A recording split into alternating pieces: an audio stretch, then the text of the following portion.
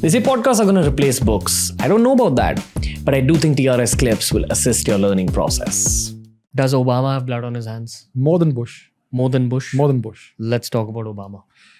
If you talk about total tonnage, the total amount of ammunition that was dropped on innocent civilians, you add up the totals for George W. Bush, you add up the totals for Obama, Obama comes up on top.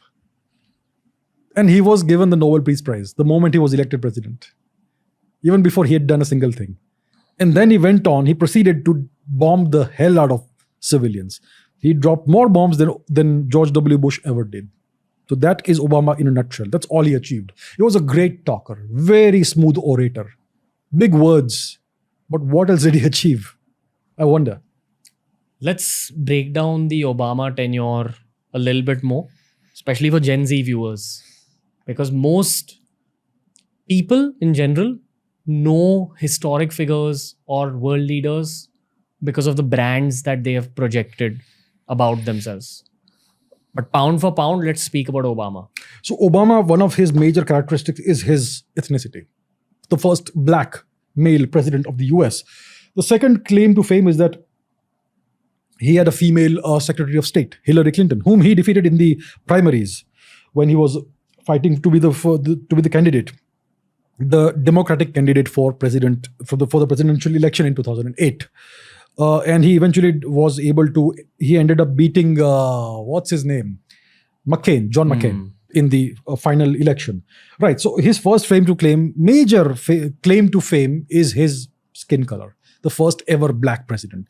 The second thing he achieved was it was under his leadership that Osama was taken out. Apparently, right. Thirdly, he presided over the destruction of Libya and the ouster of Muammar Gaddafi, the killing of Muammar Gaddafi. Apart from that, I wonder, he was one of the first presidents known to have ordered the assassination of a US citizen on foreign territory, Anwar al-Awlaki in Yemen, and his teenage son as well later on. So a US president who ordered the assassination of a US citizen on foreign territory.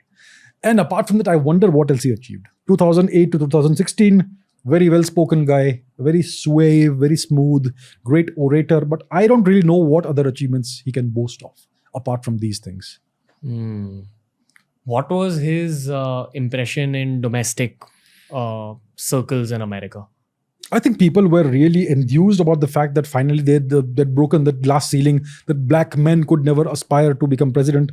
So he smashed through that. He was the first president to actually use social media to his advantage and outmaneuver the opponent in a presidential election campaign via social media. Very young guy. He was in his early 40s or so, mid 40s when he became president. So he had new ideas. He leveraged all the latest tools, social media, which nobody else understood at the time.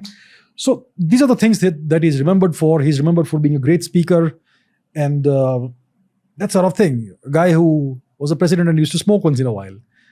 Some of these little characteristics, I personally myself cannot think of any other achievement of his apart from these things. In my memory of my life, he's probably the most loved American president all over the world. As in, even Indians were rooting so much for him. I remember when he was the day he was being announced as president. What's it called? It's called something, right?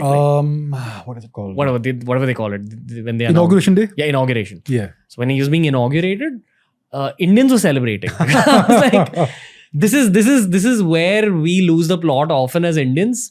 Barely know what's happening in our own country, but kind of just go ahead with white hype. Yeah. Wherever the white man celebrates, we go and celebrate. Thank you for watching this clip. If you want to learn more about this topic, we've curated a playlist just for you, and here's a link to the whole episode.